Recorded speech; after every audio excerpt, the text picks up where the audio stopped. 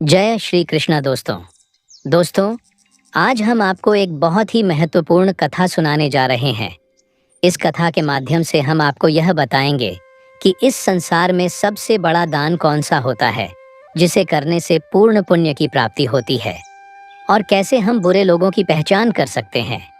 दोस्तों, इस कथा के माध्यम से आप जानेंगे कि बुरे लोगों की पहचान कैसे की जा सकती है। तो कृपया आप इस कथा को शुरू से अंत तक ध्यान से सुनिएगा, क्योंकि अधूरा ज्ञान मानव जीवन में अनेक कठिनाइयों का कारण बन सकता है। कथा आरंभ करने से पहले यदि आपने हमारे चैनल को अभी तक सब्सक्राइब नहीं किया है तो ज़रूर सब्सक्राइब करें, वीडियो को भी लाइक करें और अपने प्रियजनों के साथ भी शेयर करें। कमेंट बॉक्स में लिखिए जय श्री राधे कृष्ण। दोस्तों, एक बार भगवान श्री हरि विष्णु जी और माता लक्ष्मी जी क्षीर सागर में अपने आसन पर बैठे हुए थे। तब भगवान विष्णु जी ने देखा कि माता लक्ष्मी जी किसी गहन सोच में हैं। माता लक्ष्मी जी को गहन सोच में देखकर भगवान विष्णु जी मुस्कुराते हुए बोले, हे देवी, ऐसा प्रतीत होता है कि आज आप किसी गहन विचार में डूबी हुई हैं। आप निसंकोच होकर अपने प्रश्न पूछिए, हम आपके सभी प्रश्नों का समाधान अवश्य करेंगे। भगवान विष्णु जी की बात सुनकर माता लक्ष्मी ने कहा, हे प्रभु, आज मेरे मन में एक जिज्ञासा है। मैं यह जानना चाहती हूँ कि इस दुनिया में सबसे बड़ा दान कौन सा है, जिससे पूर्ण पुण्य की प्राप्ति होती है, और बुरे लोगों की पहचान कैसे की जा सकती है। मनुष्य उन लोगों को कैसे पहचान सकते हैं। तब भगवान विष्णु जी ने माता लक्ष्मी जी से कहा, हे देवी, आपने सचमुच मानव जाति के कल्याण हेतु अति महत्वपूर्ण प्रश्न पूछे हैं। यह प्रश्न मनुष्य के जीवन में अत्यंत मूल्यवान है। इसलिए मैं आपको आपके इन प्रश्नों के उत्तर एक महत्वपूर्ण कथा के माध्यम से दूंगा। लेकिन आपको इस कथा को शुरू से लेकर अंत तक ध्यानपूर्वक सुनना होगा। तब माता लक्ष्मी जी ने उत्तर दिया, हे प्रभु, मैं आपको वचन देती हूँ कि इस कथा को मैं पूरी श्रद्धा से सुनूंगी और इस कथा का प्रचार समस्त देवलोक में करूंगी। दोस्तों, भगवान श्री हरि विष्णु जी देवी लक्ष्मी से कहते हैं, हे देवी, एक समय की बात है। किसी नगर में एक राजा राज्य करता था। वह राजा बहुत ही बलशाली, वीर और अत्यंत ही बुद्धिमान था। इसके साथ ही वह धर्मपरायण और दयालु भी था। उस राजा की रानी भी संस्कारी और अत्यंत धार्मिक स्वभाव की थी। दोनों पति पत्नी भगवान भोलेनाथ के परम भक्त थे। वे दोनों प्रतिदिन शिव जी के मंदिर में जाकर उनकी पूजा अर्चना किया करते थे। यह उनका प्रतिदिन का नियम था। वह राजा अपने राज्य को धर्मपूर्वक चला रहा था। उसके राज्य में कोई भी व्यक्ति दुखी नहीं रहता था, बल्कि सारी प्रजा सुख और वैभव से संपन्न रहती थी। इसलिए पूरे नगर में हर तरफ खुशियां ही खुशियां बिखरी रहती थीं। वहां के जानवर भी एक दूसरे को कोई हानि नहीं पहुंचाते थे। यहाँ तक कि एक ही नदी में शेर और बकरी शांतिपूर्वक पानी पीते थे। ऐसे ही दिन बीत रहे थे। राजा की उम्र ढलती जा रही थी और उनके विवाह को भी कई वर्ष बीत चुके थे। लेकिन उस राजा को कोई संतान नहीं थी। हालांकि राजा इस बात को लेकर अधिक चिंता नहीं करते थे।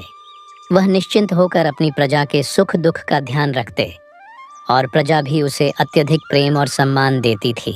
एक दिन की बात है, वह राजा हर रोज की तरह अपनी पत्नी के साथ भगवान शिव जी के मंदिर की ओर जा रहे थे। तभी अचानक उसने देखा कि सामने वाले घर में एक स्त्री झाड़ू लगा रही है। राजा और रानी जब उस स्त्री के घर के पास से गुजरे तो वह स्त्री उन्हें देखते ही अपना चेहरा फेरकर तेजी से घर के अंदर चली गई।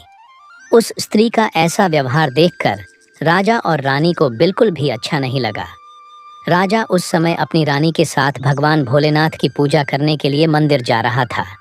इसलिए उसने उस स्त्री से कुछ नहीं कहा और सीधे मंदिर पहुंचकर भगवान शिव जी की पूजा अर्चना की।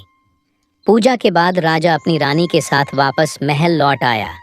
लेकिन महल पहुंचने के बाद राजा ने अपने एक सैनिक को बुलाया और उसे आदेश दिया कि तुम जाओ और नगर के बाहरी क्षेत्र में रहने वाली उस स्त्री को अपने साथ महल ले आओ। ध्यान रखना, तुम उसे कुछ भी मत बताना कि क्यों बुलाया गया है। बस उसे तुम हमारे पास ले आओ। भगवान विष्णु जी कथा सुनाते हुए आगे कहते हैं, हे देवी, राजा का आदेश पाते ही वह सैनिक तुरंत ही उस महिला के घर पहुंचता है उस समय महिला का पति भी घर पर नहीं था। फिर वह सैनिक उस स्त्री के घर के दरवाजे को खटखटाने लगता है और कुछ देर बाद वह महिला अपने घर का दरवाजा खोलती है। सामने राजा का सैनिक खड़ा देखकर वह महिला हैरान होती है और पूछती है, क्या हुआ? आप मेरे घर पर क्यों आए हैं? उस महिला की बात सुनकर राजा का वह सैनिक उससे कहता है, चलो मेरे साथ, महाराज ने तुम्हें राजमहल में बुलाया है, उन्हें आपसे कुछ बात पूछनी है।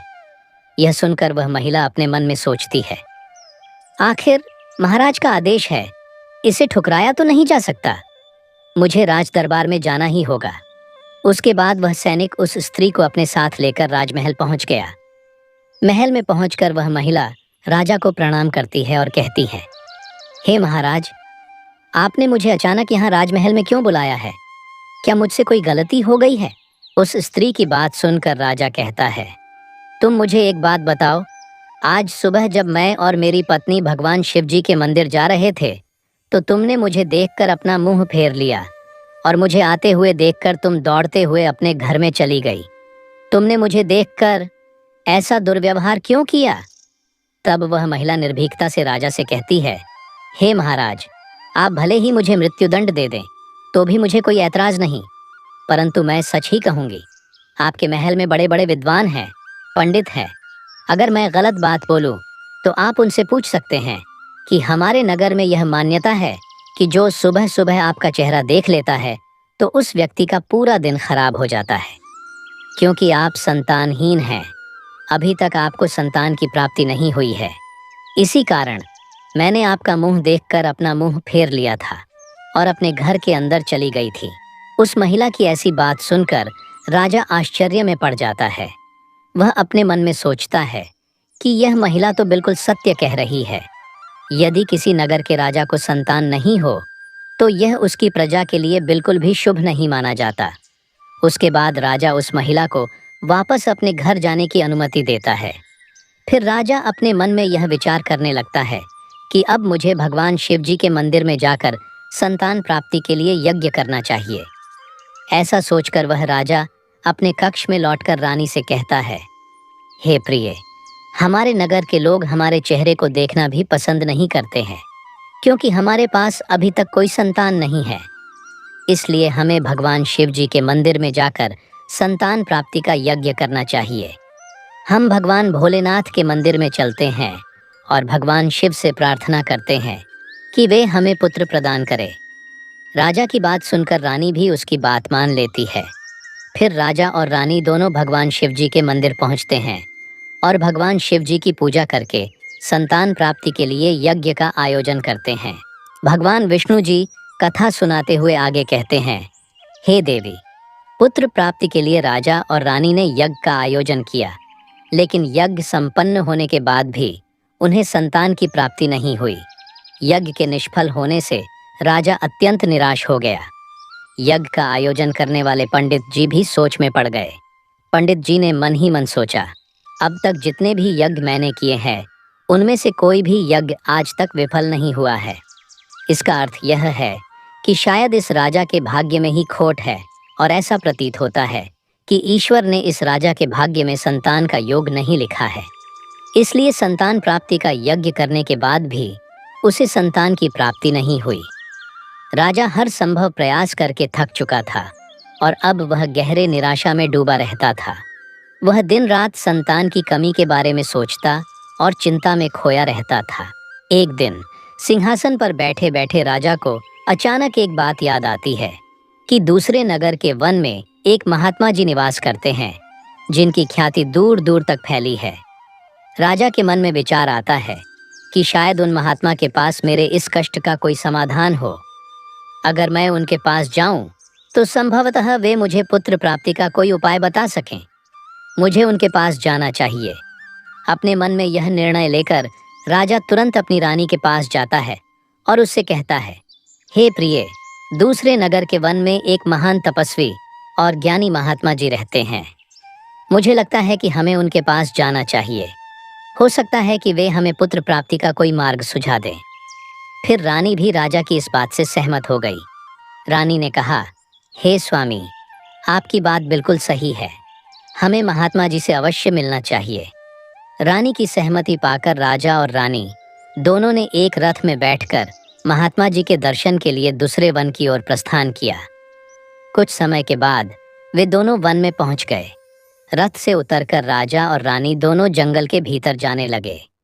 ऊंचे नीचे रास्तों से गुजरते हुए वे महात्मा के आश्रम की ओर बढ़ने लगे। भगवान विष्णु जी कथा सुनाते हुए आगे कहते हैं, हे देवी। फिर राजा और रानी वन के भीतर महात्मा जी की कुटिया के पास पहुंच जाते हैं। वहां वे देखते हैं कि महात्मा जी एक विशाल वृक्ष के नीचे ध्यान मग्न होकर साधना में लीन है। यह दृश्य देखकर राजा और रानी कुछ देर तक खामोशी से खड़े रह जाते हैं ताकि महात्मा जी की साधना में कोई विघ्न न आए। दोनों हाथ जोड़कर विनम्रता पूर्वक महात्मा जी के सामने खड़े रहते हैं। कुछ समय बाद महात्मा जी अपनी साधना से बाहर आते हैं और अपनी आंखें खोलते हैं। तब वे देखते हैं कि राजा और रानी उनके सामने अपने दोनों हाथों को जोड़कर खड़े हुए हैं। वे महात्मा जी उस राजा को अच्छी तरह से जानते भी थे, इसलिए वे राजा को देखते ही पहचान लेते हैं और राजा से मुस्कुराते हुए कहते हैं, हे राजन, आज आप यूं अचानक से हमारे पास किस प्रयोजन से पधारे हैं? तब राजा ने नम्रता से महात्मा जी को प्रणाम किया और अपनी व्यथा महात्मा जी को कह सुनाई। उसने बताया कि कैसे उन्होंने पुत्र प्राप्ति के लिए यज्ञ किया, परंतु सभी प्रयास व्यर्थ गए। यह सब सुनने के बाद महात्मा जी कुछ क्षणों के लिए मौन हो गए और अपनी आंखें बंद कर लीं। वे ध्यानस्थ होकर राजा के जीवन की घटनाओं का आंतरिक दृष्टि से अवलोकन करने लगे। कुछ समय बाद महात्मा जी ने अपनी आंखें खोलीं और गंभीर स्वर में बोले, राजन, मैंने आपके जीवन का एक ऐसा सत्य देखा है जिसे सुनकर आपको कष्ट हो सकता है। आपके पिछले जन्म में किए गए एक पाप का फल इस जन्म में आपके भाग्य पर भारी पड़ा है। आपने पिछले जन्म में एक ऐसा घोर पाप किया था जिसके परिणाम स्वरूप इस जीवन में आपके भाग्य में संतान प्राप्ति का योग नहीं है। इसी कारण से आपके सभी प्रयास निष्फल हो रहे हैं। भगवान विष्णु जी कथा सुनाते हुए आगे कहते हैं, हे देवी। महात्मा जी की बातें सुनकर राजा उनके चरणों में गिर पड़ा और विनती करते हुए बोला, हे महात्मन, कृपा करके आप ऐसा मत कहिए। आप ही हमारे दुख को हरने का कोई उपाय सुझाइए। राजा की यह व्याकुलता देखकर महात्मा जी ने उसे सहारा देकर अपने चरणों से उठाया और बोले, हे राजन, इतनी अधीरता आपको बिल्कुल भी शोभा नहीं देती। मैं अभी आपको आपके इस कष्ट का निवारण करने का उपाय बताता हूँ, जिसे करने के बाद आपको अवश्य ही पुत्र की प्राप्ति होगी। इतना कहकर वे महात्मा जी अपनी कुटिया के भीतर जाते हैं और थोड़ी देर के बाद हाथ में एक कटोरी में खीर लेकर बाहर आ जाते हैं। उन्होंने वो खीर राजा को देते हुए कहा, राजन, महल पहुंचकर आप और रानी साहिबा दोनों ही स्नानादि के बाद इस खीर को प्रसाद के रूप में ग्रहण करें। ऐसा करने से आपको निश्चित ही पुत्र की प्राप्ति होगी। परंतु राजन, आप मेरी एक बात याद रखना, इस पुत्र की आयु मात्र 20 वर्ष की ही होगी। जिस दिन आपके पुत्र की आयु 20 वर्ष की होगी, उसी दिन उसकी मृत्यु हो जाएगी। महात्मा जी की इस बात को सुनकर राजा गहरी सोच में डूब गया। वह अपने मन में सोचने लगा, चलो 20 वर्ष के लिए ही सही, परंतु इस संतानहीनता का कलंक तो मिट जाएगा। हमें संतान का सुख तो मिलेगा। राजा ने मन ही मन इस बात को स्वीकार कर लिया और महात्मा जी से निवेदन किया, हे महात्मन, आपका आशीर्वाद और मार्गदर्शन स्वीकार है। कृपा करके हमें यह अवसर दे। महात्मा जी ने मुस्कुराते हुए राजा को आशीर्वाद दिया। राजा और रानी ने महात्मा जी को प्रणाम किया, उनकी चरण वंदना की और विनम्रता पूर्वक आभार व्यक्त किया। इसके बाद राजा और रानी अपने रथ में बैठकर महल की ओर लौट चले।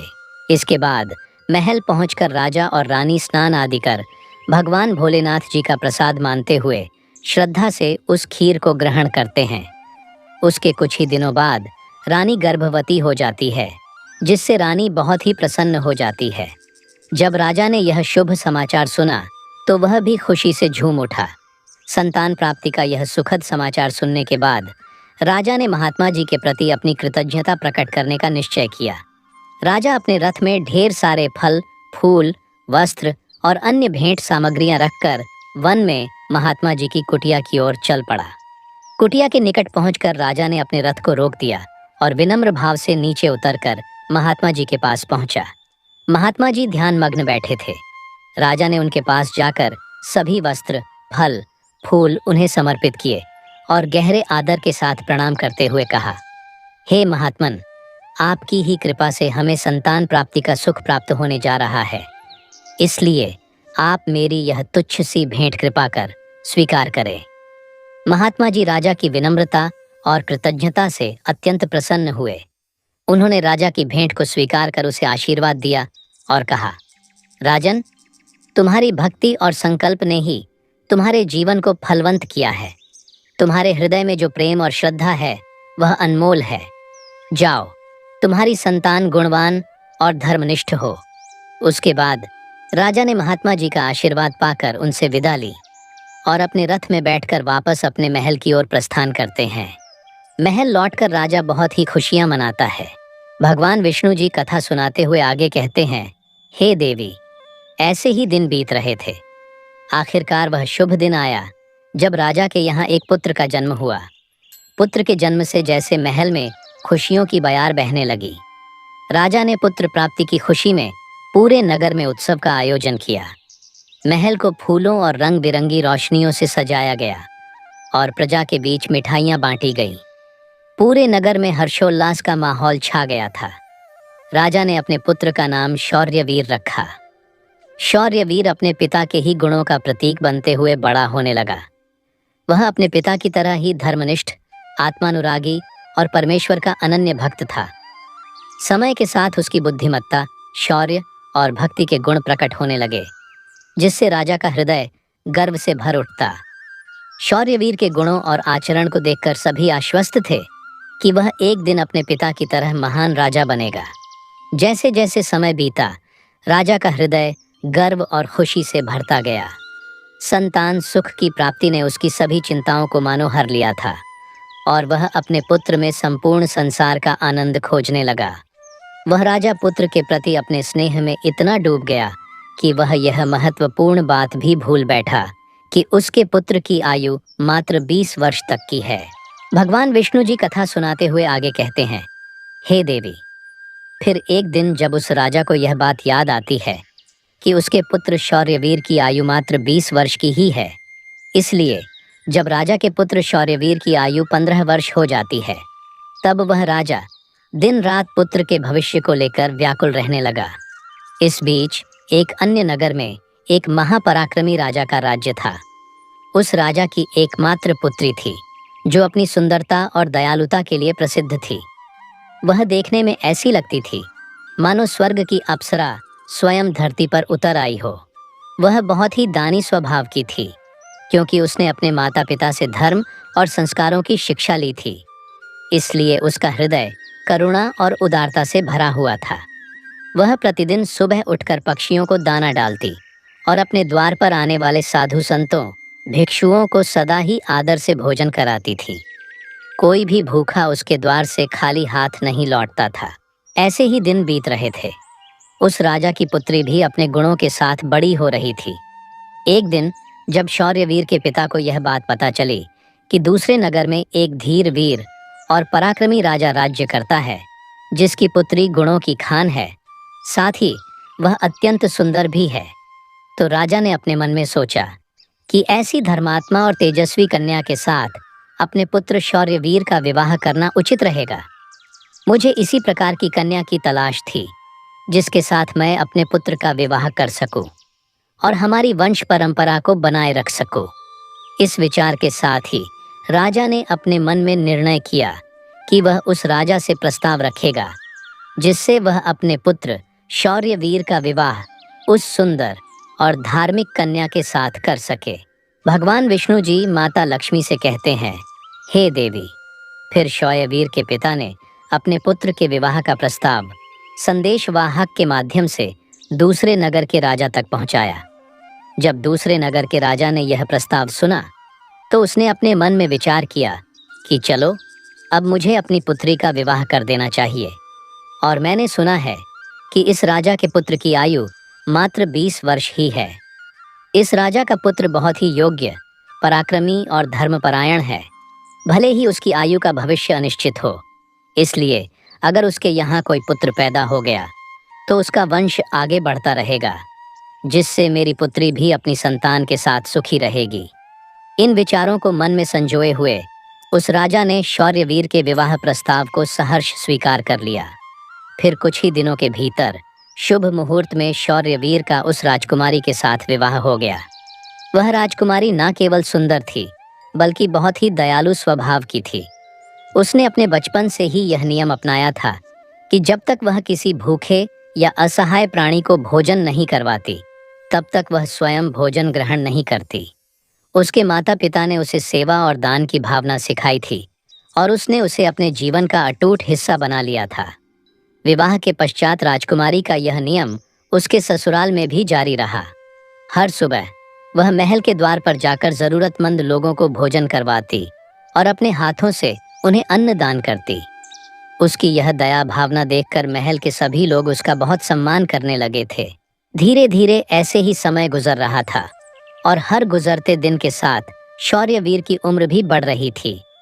राजा और रानी इस बात को लेकर मन ही मन चिंतित रहते कि उनका पुत्र अब अपने जीवन के अंतिम समय की ओर बढ़ रहा है। उन्हें महात्मा की वह भविष्यवाणी हमेशा याद रहती कि शौर्यवीर की आयु केवल 20 वर्ष ही होगी। इस दुखद सत्य को केवल राजा और रानी ही जानते थे। उन्होंने यह बात किसी और को नहीं बताई थी ताकि महल में कोई चिंता का माहौल न बने। जैसे जैसे शौर्यवीर की आयु 20 वर्ष की ओर बढ़ती जा रही थी, राजा और रानी के दिल की धड़कनें तेज हो जातीं। अपने पुत्र के प्रति उनका प्रेम और मोह इतना अधिक था कि वे चाहकर भी इस चिंता से मुक्त नहीं हो पाते थे। भगवान विष्णु जी कथा सुनाते हुए आगे कहते हैं, हे देवी, फिर वह दिन भी आ जाता है जब शौर्यवीर के जीवन के मात्र 3 दिन शेष रह जाते हैं। राजा और रानी का दिल भारी हो जाता है। राजा बार बार अपने मन में सोचने लगा कि अब मैं क्या करूं? मेरा पुत्र 3 दिन बाद मुझसे हमेशा के लिए दूर हो जाएगा। क्या कोई ऐसा उपाय नहीं है जिससे मैं उसे बचा सकूं? रानी भी इस दुख से भरी थी और हर पल अपने पुत्र के जीवन की कल्पना करती रहती। इसलिए उनके पुत्र मोह ने उन्हें बीमार और कमजोर बना दिया था। दोनों इतने दुखी थे कि अब उन्होंने भोजन करना भी छोड़ दिया था, परंतु अपनी पीड़ा को उन्होंने किसी के सामने प्रकट नहीं किया। वे नहीं चाहते थे कि महल के लोग उनके पुत्र की मृत्यु की बात सुनकर दुखी हों और चिंता में पड़ जाए। फिर वह आखिरी दिन भी आ पहुंचा, जिस दिन शौर्यवीर की आयु पूरी होनी थी, उसकी मृत्यु होनी थी। फिर उस दिन जैसे ही सुबह हुई, राजा और रानी अपनी चिंता और दुख से व्याकुल होकर भगवान भोलेनाथ के मंदिर में बैठकर उनकी पूजा अर्चना में लग गए। वे दोनों भगवान भोलेनाथ से प्रार्थना करते हुए कहने लगे, हे प्रभु, आप कृपा करके हमें पुत्र की मृत्यु होने के दुख को सहन करने की शक्ति दीजिए। हम जानते हैं कि जो भी किसी के भाग्य में लिखा होता है उसे कोई बदल नहीं सकता, वो होकर ही रहता है। परंतु हमारे लिए यह समय बहुत ही कठिन है। उधर राजकुमार शौर्यवीर की पत्नी अपने दैनिक धर्म कर्म के कामों में लगी हुई थी। हर दिन की तरह वह भूखे गरीबों और निर्धनों को भोजन करा रही थी, पक्षियों को दाना डाल रही थी और ज़रूरतमंदों की सहायता में लगी थी। उसे अपने पति की आयु के बारे में कुछ भी पता नहीं था, इसलिए वह निश्चिंत होकर अपने कार्यों में मग्न थी। इसी बीच यमलोक में धर्मराज जी ने देखा कि आज राजकुमार शौर्यवीर की मृत्यु का दिन है, तो उन्होंने तुरंत ही अपने 2 प्रमुख दूतों को बुलाया और उन्हें आदेश दिया, जाओ और अब से कुछ समय बाद राजकुमार शौर्यवीर के प्राण उसके शरीर से निकालकर अपने साथ यमलोक ले आओ। परंतु ध्यान रहे कि उसकी मृत्यु एक विशेष कारण से होनी है। उसकी मृत्यु एक सांड द्वारा उसे पीछे से ठोकर मारने से ही होगी। जब वह सांड राजकुमार शौर्यवीर को पीछे से ठोकर मारेगा, तभी उसके प्राण हमारे पास आ सकेंगे। इसके लिए तुम दोनों एक सांड के पास जाकर उसे राजकुमार शौर्यवीर की मृत्यु के लिए प्रेरित करो। धर्मराज के आदेशानुसार वे दोनों दूत यमलोक से धरती पर जाने के लिए तत्पर हो गए। भगवान विष्णु जी माता लक्ष्मी से कहते हैं, हे देवी। वे दोनों यमदूत राजकुमार शौर्यवीर के प्राण लेने के लिए आकाश मार्ग से होते हुए पृथ्वी लोक पहुंच जाते हैं। दूसरी ओर धर्मराज की माया के प्रभाव से एक सांड ने अपने मन में सोचा कि आज मुझे राजमहल के सुंदर बगीचे में प्रवेश करना चाहिए और वहां घूमना चाहिए। मुझे देखना चाहिए कि राजमहल का बगीचा कैसा है। फिर बिना किसी रुकावट के वह सांड धीरे धीरे चलते हुए महल के बगीचे में जा पहुंचा। संयोग से यह वही बगीचा था जहां राजकुमार शौर्यवीर प्रतिदिन टहलने के लिए आते थे। धर्मराज की माया से प्रेरित वह सांड जैसे ही बगीचे में प्रवेश करता है तो वहां जाकर वह घास चरने और इधर उधर घूमने लगता है। उसी समय धर्मराज जी के दो दूत राजमहल के बगीचे के द्वार के पास खड़े हो गए। वे दोनों बगीचे के भीतर की गतिविधियों पर नजर बनाए रखते हैं। कुछ समय बाद राजकुमार शौर्यवीर उस बगीचे में टहलने के लिए आता है। राजकुमार शौर्यवीर को सांड के वहां होने का एहसास नहीं था और वो अपने विचारों में खोए हुए बगीचे में टहलने लगता है। तब वे दोनों यमदूत अपने मन में सोचते हैं, अब बस थोड़ी ही देर में राजकुमार शौर्यवीर की आयु समाप्त होने का समय निकट आ जाएगा। हमें इंतजार है उस पल का जब यह सांड राजकुमार को ठोकर मारेगा, तब हम उसके प्राण लेकर यमलोक लौट जाएंगे। जब वे दोनों दूत यह विचार कर रहे थे कि तभी क्या होता है कि एक अन्य नगर में एक निर्धन ब्राह्मण रहता था। उस ब्राह्मण की एक पुत्री थी जिसका समय रहते उसने विवाह कर दिया था, लेकिन दुर्भाग्य से उसकी बेटी का पति एक दुष्ट प्रवृत्ति का व्यक्ति था जो बहुत ही मदिरापान करता था, जुआ खेलता था और पराई स्त्रियों के साथ संबंध बनाता था। यही नहीं, वह अपनी पत्नी को नशे में धुत होकर अक्सर मारता पीटता था और उसे घर से निकालना चाहता था। उसकी इस आदत के कारण गरीब ब्राह्मण की बेटी बहुत ही दुखी और पीड़ित रहने लगी थी।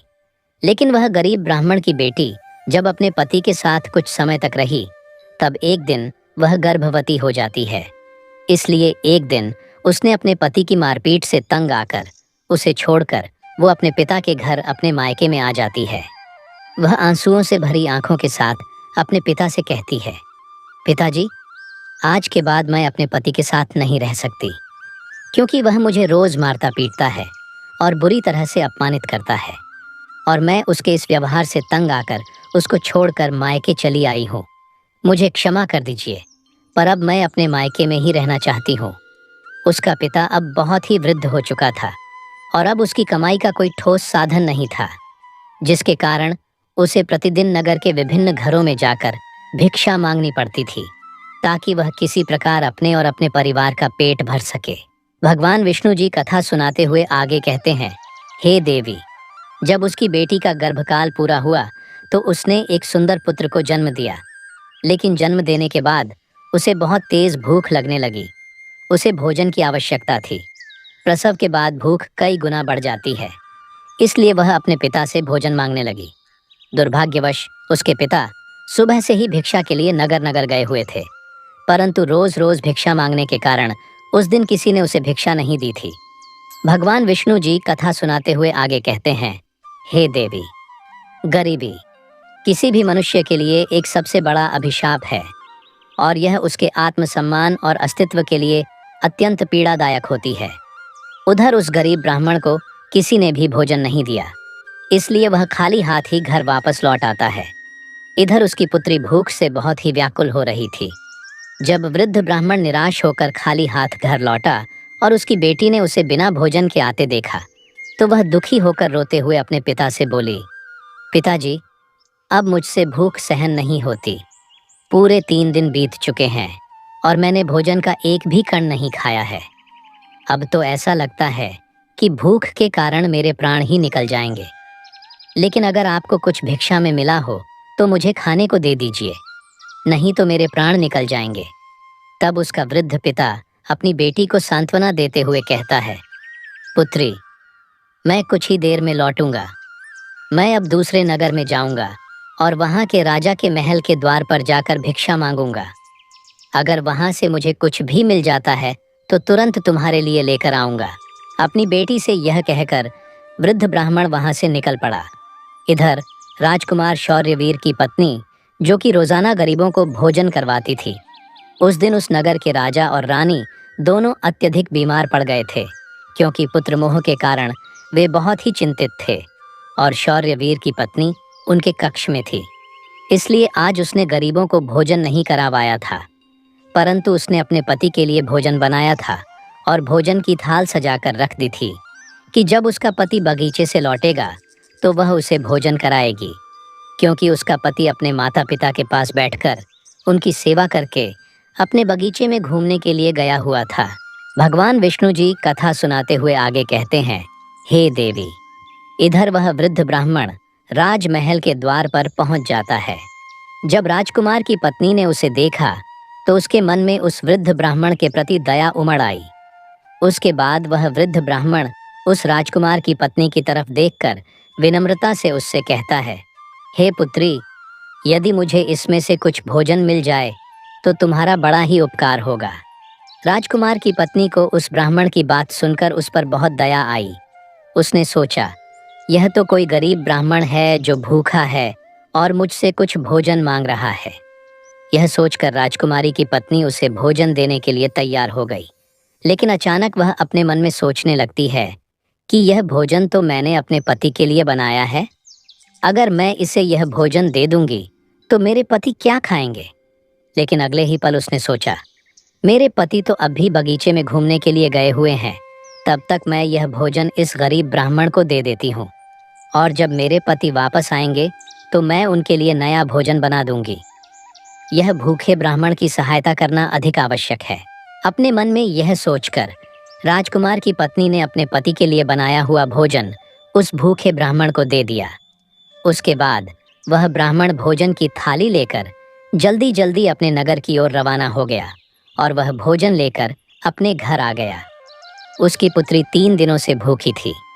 उसने 3 दिनों से कुछ भी नहीं खाया था और उसके चेहरे पर भूख की पीड़ा साफ झलक रही थी। उधर राजकुमार शौर्यवीर, जो बगीचे में टहलने गया था, अपने कक्ष की ओर वापस लौट रहा था। बगीचे के बाहर खड़े यमदूत राजकुमार के प्राण लेने के लिए तैयार थे और एक सांड भी धर्मराज की माया से प्रेरित होकर वहीं घूम रहा था। वे दोनों यमदूत मन में सोच रहे थे कि बस अब कुछ ही पल बाकी है और जैसे ही सांड राजकुमार को पीछे से ठोकर मारेगा, हम राजकुमार के प्राण हर लेंगे और यमलोक लौट जाएंगे। भगवान विष्णु जी माता लक्ष्मी से कहते हैं, हे देवी। इधर वह वृद्ध ब्राह्मण अपने घर पहुंचा और उसने तुरंत अपनी भूखी बेटी को वह भोजन दे दिया। तब उसकी बेटी उससे कहने लगी, पिताजी, यह भोजन आप कहाँ से लाए हैं?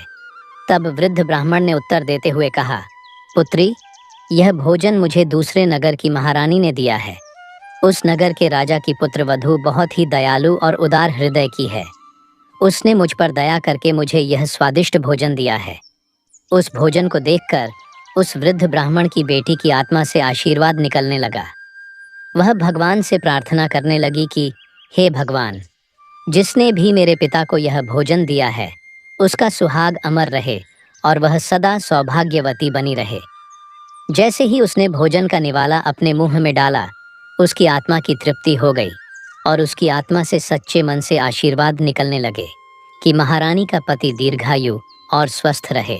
इधर राजकुमार शौर्यवीर अपने महल की ओर बढ़ रहा था और बगीचे के बाहर खड़े यमदूत उसकी मृत्यु का बेसब्री से इंतजार कर रहे थे। परंतु जैसे ही राजकुमार बगीचे में उस सांड के सामने पहुंचा तो सांड ने तुरंत उसे पीछे से ठोकर मारने के लिए अपनी ताकत जुटाई। वह अपनी सींगों से उसे मारने ही वाला था कि तभी अचानक से 2 देवदूत वहां प्रकट हो जाते हैं और अपनी दिव्य शक्ति से उस सांड को बेहोश कर देते हैं। वह सांड हिल भी नहीं पा रहा था। उसमें आगे बढ़ने की बिल्कुल भी शक्ति नहीं बची थी। इस पर वह सांड अपने मन में सोचने लगा कि यह मुझे क्या हो गया। अभी तो मैं इस राजकुमार को पीछे से ठोकर मारने आया था और अब मैं खुद ही चलने में असमर्थ हूँ। उसकी समझ में नहीं आ रहा था कि यह सब कैसे और क्यों हो रहा है। भगवान विष्णु जी माता लक्ष्मी से कहते हैं, हे देवी, यह सब उस ब्राह्मण की भूखी बेटी के आशीर्वाद का प्रभाव था जो उसने भोजन करते समय दिया था। उस आशीर्वाद की शक्ति के कारण ही वे देवदूत वहां आकर खड़े हो गए थे। इसके बाद वे देवदूत यमराज के उन दूतों से कहते हैं, हे यमदूत, तुम इस राजकुमार के प्राण नहीं ले सकते। जिस प्रकार श्राप असर दिखा सकता है, उसी प्रकार आशीर्वाद भी फलित हो सकता है। अब राजकुमार और सांड के बीच वे 2 देवदूत आशीर्वाद रूपी दीवार बनकर खड़े थे और राजकुमारी का दान मृत्यु के समय को आगे नहीं बढ़ने दे रहा था। फिर वे यमदूत उन देवदूतों से कहते हैं, हे देवदूतों, तुम सभी यहाँ से लौट जाओ और हमें हमारा काम करने दो, क्योंकि हमारा उद्देश्य है इस राजकुमार के प्राण लेकर यमलोक लौट जाना। तब देवदूतों ने दृढ़ता से उत्तर दिया, नहीं यमदूतों, ऐसा कभी नहीं हो सकता। हमारे रहते यह असंभव है, क्योंकि हमें स्वयं भगवान शिव जी ने यहाँ भेजा है। दोनों पक्षों के बीच बहस छिड़ गई और फिर यह बहस धीरे धीरे एक युद्ध में बदल गई। देवदूतों की अद्वितीय शक्ति के सामने यमदूत असहाय हो गए और हार मानकर वापस यमलोक लौट गए। यमलोक में पहुंचकर यमदूतों ने यमराज जी से कहा, हे महाराज, हम उस राजकुमार के प्राण नहीं ले पाए। तब यमराज जी अपने उन दूतों से कहते हैं, यह कैसी विडंबना है, तुम लोग खाली हाथ क्यों वापस लौट आए? यमराज जी की बात सुनकर यमदूत यमराज जी से कहते हैं, हे महाराज, हम उस राजकुमार के प्राणों को लेने के लिए गए थे, लेकिन अचानक से पता नहीं 2 देवदूत हमारे सामने आकर खड़े हो गए और उन दोनों के सामने हमारी कोई भी शक्ति काम नहीं कर पाई। यमराज यह सुनकर सोच में पड़ गए और बोले, ऐसी कौन सी बड़ी शक्ति है जो उस राजकुमार की मृत्यु के मार्ग में बाधा बन रही है? फिर वे यमदूत यमराज जी से कहते हैं, हे महाराज, एक तो उसके दान की शक्ति और आशीर्वाद की शक्ति, जिसने देवदूतों को और भी शक्तिशाली बना दिया है। तब यमराज जी अपने दूतों से कहते हैं, लगता है यह कार्य तुमसे नहीं हो पाएगा, तुम लोग रहने दो, मुझे स्वयं पृथ्वी लोक पर जाकर उस राजकुमार के प्राण लेने होंगे। भगवान विष्णु जी कथा सुनाते हुए आगे कहते हैं, हे देवी। फिर अपने दूतों से इतना कहकर यमराज जी स्वयं पृथ्वी लोक पर पहुंच जाते हैं और उस राजा के महल के बगीचे में प्रकट हुए। वहां उन देवदूतों से यमराज जी कहते हैं, हे देवदूतों, क्या तुम लोग नहीं जानते कि विधि का विधान अटल है? जब किसी की आयु पूरी हो जाती है तो उसे यमलोक जाना ही होता है, और इस राजकुमार की भी आयु अब पूर्ण हो चुकी है, इसलिए मैं इसके प्राण लेने आया हूँ। तब देवदूतों ने यमराज से कहा, हे प्रभु, आप हमें बताइए कि ब्रह्मा जी और विष्णु जी तक को भी श्राप का प्रभाव सहना पड़ा था। यदि श्राप का मान रखा जा सकता है तो क्या आशीर्वाद का मान नहीं रखा जा सकता? इस राजकुमार को भूखे को भोजन देने का आशीर्वाद प्राप्त है। उन देवदूतों की बात सुनकर यमराज जी उन देवदूतों से कहते हैं, आप लोग सत्य कह रहे हैं, परंतु अब मुझे क्या करना होगा? तब वे देवदूत यमराज जी से कहते हैं, हे प्रभु, आप इस राजकुमार की आयु 100 वर्ष कर दीजिए। इसके बाद ही आप इस राजकुमार के प्राण लेने के लिए पधार सकते हैं, और यही भगवान शिव जी का भी आदेश है। उन देवदूतों की बात मानकर यमराज जी ने राजकुमार शौर्यवीर की आयु 100 वर्ष कर दी और वापस यमलोक लौट गए। भगवान विष्णु जी कहते हैं, हे देवी, इस प्रकार एक भूखे को भोजन देने के पुण्य के कारण उस राजकुमार की मृत्यु टल गई और उसकी आयु भी बढ़ गई। इसी कारण कहा जाता है कि अन्नदान सबसे बड़ा दान है। किसी भूखे को दिया गया अन्न अश्वमेध यज्ञ के फल के बराबर होता है। भगवान विष्णु जी माता लक्ष्मी जी से कहते हैं, हे देवी, अब तो आपके सभी प्रश्नों के उत्तर आपको मिल गए होंगे। तब माता लक्ष्मी जी भगवान श्री हरि विष्णु जी से कहती है, हे प्रभु, आज आपने मुझे अनमोल ज्ञान प्रदान किया है और मेरे सभी प्रश्नों का समाधान भी कर दिया है। इसलिए मैं आपको विश्वास दिलाती हूँ कि मैं इस कथा का विस्तार समस्त संसार में अवश्य करूँगी।